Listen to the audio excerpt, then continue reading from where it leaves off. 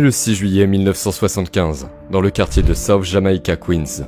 J'ai été élevé par une mère célibataire de 15 ans, Sabrina, qui était à l'époque une trafiquante de drogue. Après la mort de ma mère, mon père m'a abandonné, et j'ai été laissé seul pour être élevé par ma grand-mère. Perdant mes deux parents à un très jeune âge, j'ai dû trouver un moyen de faire face à la douleur que je ressentais. J'ai ainsi commencé à boxer à l'âge de 11 ans, et comme ma grand-mère avait 9 autres enfants à sa charge, j'ai passé beaucoup de temps dans la rue afin de gagner un peu d'argent et éviter de demander à ma grand-mère quelque chose qu'elle ne pouvait pas se permettre. Dès l'âge de 12 ans, je suis devenu un dealer et j'ai commencé à vendre de la drogue dans mon école et dans mon quartier. Vivre une vie de dealer signifiait se faire arrêter à plusieurs reprises. Même si je vendais de la drogue et gagnais un peu d'argent, je savais que si je continuais dans cette voie, je finirais par connaître le même sort que ma mère. J'ai donc décidé de faire des chansons de rap pour décrire la vie que je menais dans le quartier. J'ai décidé de me faire appeler 50 Cent, pour faire ressemblance à un voleur très connu à l'époque. Ce nom pour moi était un symbole de changement, un symbole que j'allais réussir par tous les moyens nécessaires. J'ai ainsi commencé à rapper dans le sous-sol d'un ami où j'enregistrais sur des instrumentaux. Peu de temps après, j'ai été présenté à Jam Master Jay, de Run DMC. Il m'a appris à compter les barres, à écrire des refrains, à structurer des chansons et à enregistrer des disques. Il a même produit un album pour moi. Mais malheureusement, l'album n'est jamais sorti. J'ai donc décidé de quitter Jam Master Jay et prendre les choses en main. J'ai ensuite été signé par le label Columbia, où j'ai dû prouver mes capacités de jeune rappeur. Je me souviens avoir produit 36 chansons en 2 semaines. You were locked down in the studio for 2 weeks. You came up with 36 songs. Mais malgré mes efforts, la maison de disques n'a jamais fait la promotion de ma musique. Tout ce qu'ils ont fait, c'était de me faire traîner. Et quand vous mettez tout ce que vous avez dans un projet et que ça ne marche pas, l'insécurité s'installe. Je suis devenu vulnérable et le doute a commencé à saboter mon énergie. Mes fans ne l'ont probablement pas senti, mais il était là. Heureusement, mon esprit combatif était plus fort que tout pessimisme qui aurait pu s'infiltrer dans mon esprit. J'avais la confiance et la patience de continuer à avancer. Pour moi, il n'y avait que 2 choix possibles. 1. Soit je retourne dans mon quartier et je chiale sur le fait que Columbia Records s'est fichu de moi, ou 2. Faire quelque chose de constructif en attendant. J'ai choisi la voie constructive. En ce qui me concerne, Columbia Records était peut-être en train de traîner, mais j'y étais toujours affecté à leur studio. J'avais toujours accès à leur bureau. Alors je me suis rendu dans chaque département et j'ai utilisé ce temps d'attente pour m'imprégner des informations dont je pourrais avoir besoin plus tard dans ma carrière. J'ai appris à concevoir des pochettes d'albums, à connaître le fonctionnement de la machine publicitaire. Bref, tout ce qui pouvait m'être utile plus tard. Durant ce processus, je me suis finalement rendu compte que le label ne pouvait pas tout faire pour moi. Cela peut sembler évident, mais à l'époque, tous les rappeurs attendaient toujours que le label fasse tout pour eux. J'ai réalisé que j'allais devoir me faire connaître avant que le label puisse faire jouer ma chanson ou qu'un média puisse m'obtenir des articles de magazine. J'ai compris que les labels pouvaient construire à partir d'un buzz, mais qu'ils étaient limités lorsqu'il s'agissait de le créer. Je savais que je devais trouver un moyen de me promouvoir. J'avais besoin d'un plan marketing, un plan pour créer un buzz autour de mon nom. À l'époque, le hip-hop était dans un état de prudence à cause des morts récentes de Biggie et Tupac. Gangster rap singer Tupac Shakur died tonight in a Las Vegas hospital. The controversial MTV Award winner who sold millions of records was on life support for the last 6 days after he was shot up in a drive-by ambush. Tout le monde avait peur qu'une nouvelle guerre éclate, et il était devenu tabou de mentionner le nom d'un autre rappeur dans une chanson.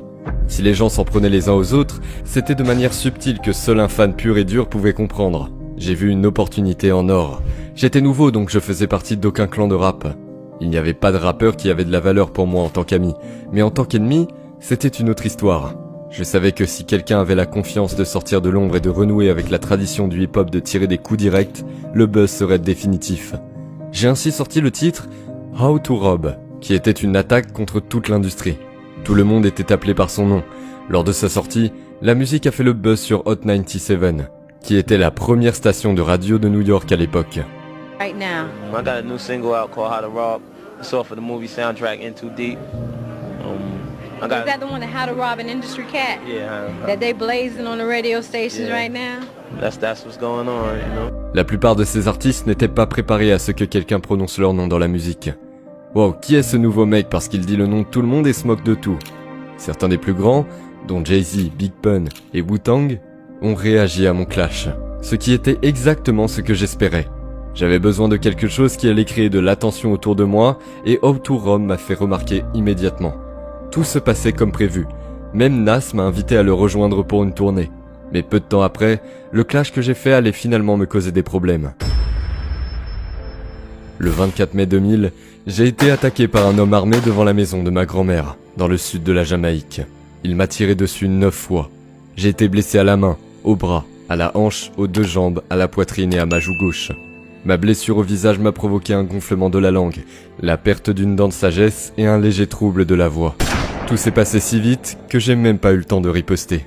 J'avais très peur durant tout ce temps. Après la fusillade, je suis passé par un processus de peur, et je n'étais pas à l'aise avec la peur. Le seul moment où je n'avais pas peur, c'est lorsque je cherchais activement la personne responsable. C'était le seul moyen que je connaissais pour surmonter la douleur physique. En me faisant tirer dessus 9 fois à distance rapprochée sans mourir, j'ai commencé à penser que je devais avoir un but dans ma vie, même si la fusillade a fait dérailler tout ce que j'avais mis en place. Je n'ai jamais renoncé à mes rêves. 2 ans plus tard, j'ai sorti la mixtape Guess Who's Back, qui a été donnée à Eminem. Très impressionné, Eminem m'a invité à prendre l'avion pour Los Angeles et m'a présenté à Dr. Dre. Après avoir signé un contrat d'enregistrement d'$1 million, mes rêves devenaient enfin une réalité. C'était l'occasion parfaite pour moi de montrer au monde mon talent.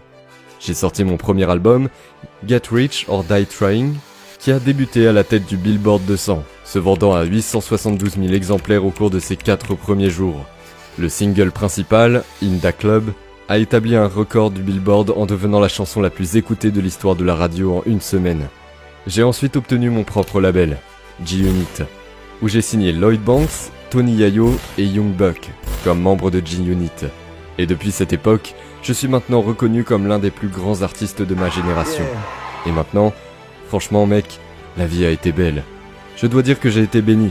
J'ai utilisé mon image médiatique pour lancer de multiples entreprises dans divers secteurs. J'ai signé un contrat d'enregistrement avec Reebok, j'ai gagné 100 millions après avoir vendu mes parts dans Vitamin Water, j'ai lancé la ligne de vêtements G-Unit, j'ai lancé une boisson énergétique appelée SK Energy. J'ai écrit un livre avec Robert Greene intitulé The 50th Law.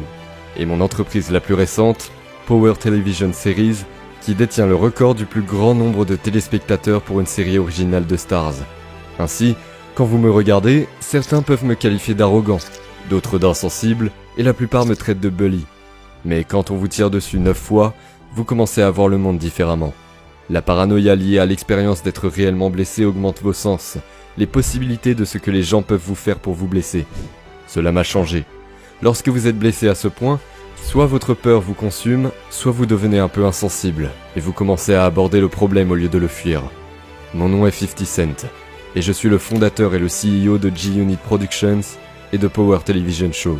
Et ceci est mon histoire. Hey les gars, en voyant comment 50 Cent a réussi, cela prouve que tout le monde peut réussir peu importe les difficultés et les obstacles que la vie peut vous envoyer. Mais le problème si on veut réussir, c'est que personne nous a appris à devenir libres financièrement. Ce qui fait qu'on suit ce que la société nous dit de faire sans réellement réfléchir. Mais si je vous disais qu'on pouvait retourner en arrière et demander à un père riche de nous apprendre comment faire? Eh bien regardez cette vidéo à gauche qui s'affiche à l'écran.